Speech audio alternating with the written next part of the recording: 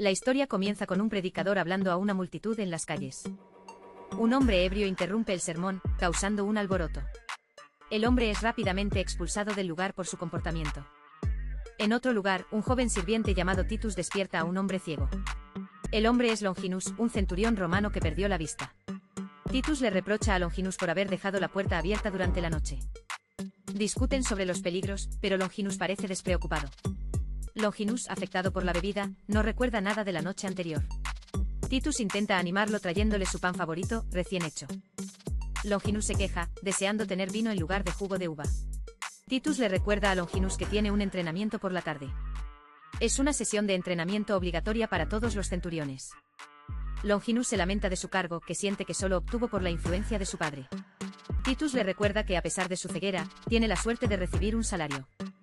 En el campo de entrenamiento, el centurión Crispus bromea con Longinus. Pero otro centurión, Vitus, se acerca para burlarse de su ceguera. Vitus, actuando como instructor, exige la máxima concentración de todos. Le ordena a Longinus que tome su espada y se prepare para el combate. Longinus, sintiéndose inútil, se niega a participar en el entrenamiento. Vitus lo ataca y le grita que se defienda, humillándolo frente a los demás.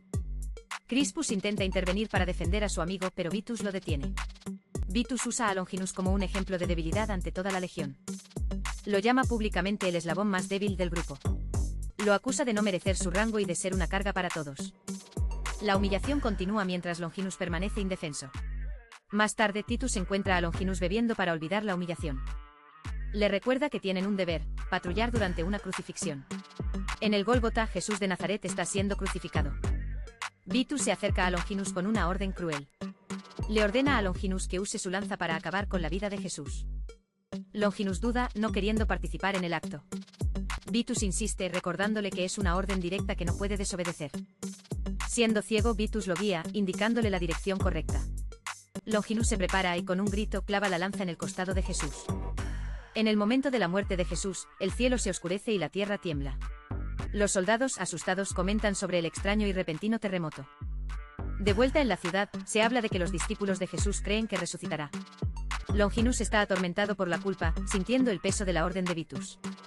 Se siente completamente inútil, un centurión ciego que solo sigue órdenes crueles. Esa noche en la taberna, Vitus llega presumiendo de los eventos del día. Vitus llama la atención de todos para hacer un anuncio. Presenta a Longinus como el hombre que dio el golpe fatal a Jesús. Le da el infame apodo de el asesino de Cristo. Una mujer se acerca a la mesa de Longinus, intrigada por su nueva fama. A la mañana siguiente, Longinus se despierta gritando, atormentado por una pesadilla. Titus, siempre a su lado, lo cuida y se preocupa por su estado mental. De repente, mientras habla con la mujer de la taberna, Longinus recupera la vista. Es solo por un instante, pero es suficiente para ver su rostro. Conmovido, le dice que es hermosa, algo que la sorprende y emociona. Crispus encuentra a Longinus merodeando cerca de la tumba de Jesús. La gente lo mira, y él se siente juzgado por su papel en la crucifixión. Comienza a dudar, preguntándose si Jesús era realmente quien decía ser. Teme que con su muerte la influencia de Jesús solo crezca más. A la mañana siguiente, una visita inesperada llega a la puerta de Longinus. Es María, la madre de Jesús. Longinus, conmocionado y nervioso, la invita a pasar. María le dice que con su lanza, él puso fin al sufrimiento de su hijo. Ella vio compasión en su rostro en ese momento. Longinus, abrumado por la culpa, comienza a temblar. Entonces María pronuncia las palabras que cambiarán su vida: yo te perdono. Y le asegura que su hijo Jesús también lo ha perdonado. Antes de irse, María le dice a Longinus que siga su corazón, pues es un buen hombre. Longinus, aún en shock, le cuenta a Titus que la madre de Jesús vino a perdonarlo. Este acto de perdón lo inspira a tomar una decisión: abandonará la legión. Longinus visita a su padre, un oficial de alto rango, para comunicarle su decisión. Siente que su vida como soldado ya no tiene sentido para él. Su plan es simple: volver a casa con su madre. Aunque entristecido, su padre respeta y apoya la decisión de su hijo. Le confiesa que a pesar de todo, está muy orgulloso de él. Al enterarse de los planes, el joven Titus le pide a Longinus ir con él. Titus le dice que Longinus es la única familia que le queda. Crispus llega corriendo con noticias alarmantes. Le informa a Longinus que el cuerpo de Jesús ha desaparecido de la tumba. La piedra fue removida y la tumba está vacía. Crispus le advierte: si Jesús realmente ha resucitado, podría venir a buscar venganza contra quien lo mató. Con esta noticia, Longinus y Titus deciden partir de inmediato. La gente del pueblo, supersticiosa, comienza a culparlo de una plaga. Se despiden de sus pocos amigos y comienzan su largo viaje. Mientras viajan, Longinus experimenta otro breve destello de visión. En un camino solitario son emboscados por un grupo de ladrones. Justo cuando parece que todo está perdido, un extraño interviene y los salva. Agradecidos, le proponen al hombre viajar juntos por seguridad. El hombre que los salvó se presenta como Cleopas. El joven que los acompaña, un misterioso viajero, dice llamarse Juan. Así los tres viajeros inusuales continúan su camino juntos. Esa noche, mientras descansan, Juan se acerca a Longinus para conversar. Durante el viaje por el desierto, Longinus tiene un arrebato de ira y frustración. En ese preciso instante de emoción, su vista regresa momentáneamente.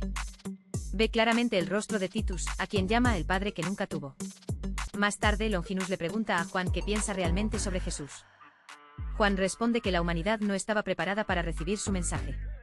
Predice que con el tiempo sus palabras serán corrompidas y malinterpretadas. Y advierte que muchos llegarán a matar en nombre de aquel que predicó el amor. El grupo llega a un puerto buscando un barco para continuar su viaje. Encuentran a un barquero enigmático que dice tener muchos nombres. Suben a bordo de su barco y zarpan hacia un destino desconocido. Longinus se despierta en una orilla. El barco y el barquero han desaparecido. Juan le explica que durmió profundamente durante toda la travesía. Ahora se dirigen al destino final de Longinus, la casa de su familia.